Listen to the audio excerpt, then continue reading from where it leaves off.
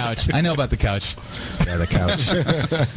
Texting from the couch. They used to call it the doghouse. Now it's the couch. Yeah. Yeah, It's I've a been good there. place. I actually like sleeping on the couch. That's the secret that men have. Make the best of We it, like yeah. sleeping on the couch. Couches are awesome. So we get sent to the couch. It's like getting sent to your room. Go to your room. Cool, man. Where I got my Nintendo. I got my Stereo. Flat screen TV right here. What do I need? The couch. The couch is great. Yep. Got TV. Yep. Drink holder. Let's go. It's like getting sent to high school. Senior year. Go back to senior year in high school. Okay. Well, that's because you. What was it like for you, senior year in high school? Were you already in the group? Yeah. Yeah. So come on. Yeah. We founded the group in, I think, after my freshman year in high school. And I had 2 senior years. I have to put that out there. Of course you did. I had to. I kind of walked away from the first one midstream. 2 proms. No, I did 1 prom. Who'd you take to prom? I did a prom and then got kept back. I was in the yearbook and then got kept back. Whoops. Who did you take to prom? I took my girlfriend at the time. Really? Yeah, she was my first love. Wow. Where did you go to dinner that night? Do you remember? I don't think we went to dinner. I just think we ate at the prom. It's like I don't know what proms are like out here or in Michigan or whatever, but I know they're pretty straightforward. They're like the prom after party at my high school was at Chuck E. Cheese. All right, that's what they're like in Michigan. At least back then. I don't know about now. Yeah, we didn't do any of that. We got in a limo alone, and that was nice. That's about it. Why am I even asking you? It's just going to make me feel bad. All right? Your prom was obviously much better than everybody else's. All right? No, it was okay. It was okay. It was a mixed bag. Really? It was a mixed bag. Yeah. So listen, you played the Super Bowl with the New Kids, right? We did. When was that? 91. What's it like? It was. I've never really talked about this in public, only amongst friends, but it was.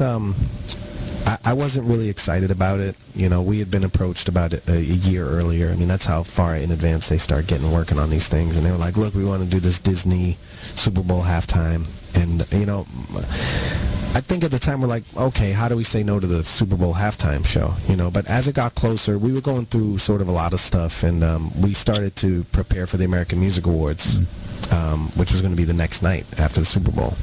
And we were, you know, and there was a lot of criticism coming down on the group. I was just getting really frustrated. And so we sort of put this really big performance together with Flavor Flav from Public Enemy came out. And we had like 20 dancers. And we did a new musical track with Rob Clavillis from CNC Music Factory. And we had like Jennifer Lopez was one of our dancers. And Darren Hansen and like Lorianne Gibson were all dancing with us. Oh, Lorianne was on the show last week. Yeah, she was amazing 20 years ago. I mean, she's a talented girl.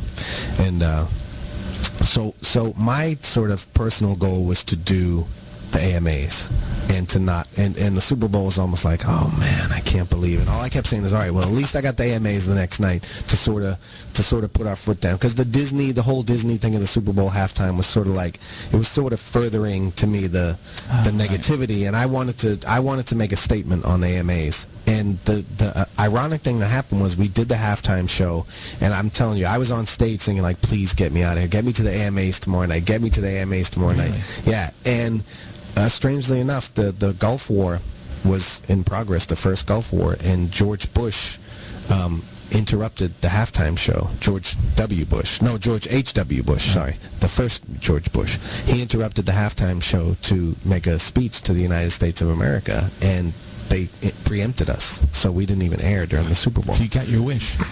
Sort of, kind of. But you had to perform it. Well, we did perform it, and it was actually fun. It was fun. I mean, it was kind of incredible to be out there and down on the field. Did it ever air? It aired like later that night. Okay. So I don't know what happened, but we didn't even know. I mean, we're walking around, you know, out on the field after we performed and stuff. We had no idea that it was interrupted by George Bush, and I don't know when he made that decision, but we never knew going into it that it was going to happen. So for me, it was kind of like, all right. That's an amazing story. And then you did the AMAs the following day, right?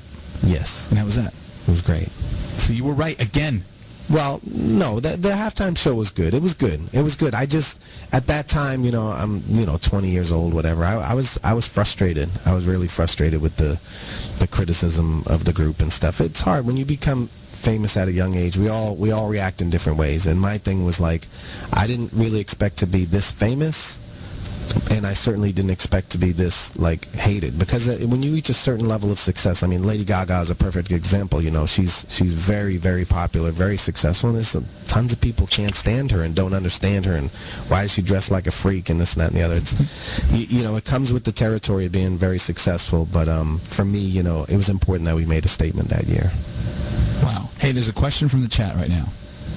Okay. Because there's a lot of proposals on the chat, so it's hard to find a question right now. I see one. Kelly Loves D-Dub wrote, Donnie, will you be my Valentine? Does that count as a question or as a proposal? I think I tweeted her recently here. By tweeting, you mean tweet, right? Tweet. Okay. I think they're all asking. I didn't know if it was they're all asking what the you. kids are calling something else these days. Now, all right, here's a question. Okay, let me see. I think it's from Susie. It says, what is your perfect idea of a Valentine's date? I'm taking notes. No, see, this back rub has got it's got like this, it's putting on this false thing, like I'm like suddenly like Don Juan DeMarco. It's a perfect Valentine's Day for me is just being with someone I love and care about. That's all. Whatever I'm doing. On the couch? Couch is great. Sitting on a couch watching a movie, you know, just being in the moment. See, but that works for you, man, because you're normally so like grand and bigger than life, and you're like, you got this aura around you. So when you like break it down to like, hey baby, let's just sit on the couch. Oh my gosh, I'm getting an intimate moment with. I mean, see, for us it doesn't work like that because we're regular dudes. Yeah. We got to turn up the swag on Valentine's Day. You know? Exactly. We can't just say We're flying to Vegas and gonna go see Cirque du Soleil, and then we're going dancing. And then it's like, oh really? Minute by minute, we have to be. We're not going to Monaco. No. I know. But that cost me a lot of stuff too. That keeps me from a lot of, because I'm always on the go and blah blah blah. You know, when it's like a special day, all I want to do is sit around and just, you know, be with someone, and that actually, but that keeps me from doing the Cirque du Soleils and the trips and the fun and the blah blah, because I'm always doing that stuff. Right. So it's I get to enjoy it with a lot of people, but I sometimes don't get to enjoy it with one special person. You know what I mean? So it's for like 20 years, it's like I've always kind of wondered what it's like to do certain things with someone. See, that's kind of that's what's so amazing to me about you. It's no secret, I admire you a lot, right? Well, and you inspire me because I admire you back. You're a guy who's been through all this stuff, and where you've kind of reached after all that is a very grounded, down-to-earth place. And I think that's really, you know, impressive. Because a lot of people get their head messed up. I mean, like you're, you know, the New Kids on the Block, that's one of the biggest groups of all time. I mean, seriously, it was like, I think remember you and I were hanging out with the guy who was working at one of the biggest retailers. I can't remember where he worked at the time. I know where he works now, but Target, I think. Was it? I don't even. It was whatever. It was like the biggest retailer, right? I think it was one of those, you know, one-stops that service it. Right. Okay. And he was like, at one point, the New Kids on the Block and their ancillary merchandise amounted to 6% of our gross income that year. And this was like a Target, right? That sells, you know, paper towels and stuff. I mean, it was like, and you guys were 6% of their annual income. Remember he said that to us at rehearsal? Crazy. Yeah. So you were, I mean, it's amazing you came through all that, and you're such a cool guy. Well, you're hanging out with us at the morning worship. I don't know. How did you do it? Was it because you have a solid upbringing? Because you got good mom? You got... I think it was probably my parents in Boston in general. How do you keep the context? My old man, yeah. My old man, when I was young, when I first met Maury Starr, New Kids, the original producer, the guy who sort of discovered us, he, you know, I was skeptical of him. He was like near homeless. You know, he was like, I'm going to make you a star, kid. I was like, yeah, okay, sure. But I was having fun going to the studio with him, and, you know, he wouldn't show up half the time, but I would make beats and stuff on the 808 drum machine. Was this in that decrepit house with the ping pong table? Yes, it was in the decrepit house with the plywood ping pong table. That I know my New Kids history. Yes. Yeah, wow. Yes. But my old man, I wasn't really convinced about this guy till I was watching Saturday Night Live one night, and Peter Wolf was performing. Right. And I noticed the bass player, Jay Giles Band, yeah. Angel. I noticed the bass player was Maury Starr. Oh, no. Tony. Angel in the centerfold. Yeah, Angel in the centerfold. So he was... Well, I saw Maurice on the TV, and I said, wow, this is like legit. This guy really is who he says he is. You were working with him already. Yeah. And then you see him on TV. Yeah, but I wasn't convinced. You know, I wasn't convinced. And so you know, that he was like... He's still a successful guy and whatever, and that this was a real situation. And, you know, I was like 14. And but I went and told my dad, I said, look, Dad, I met this producer, and he wants to make a band, and you know, I'm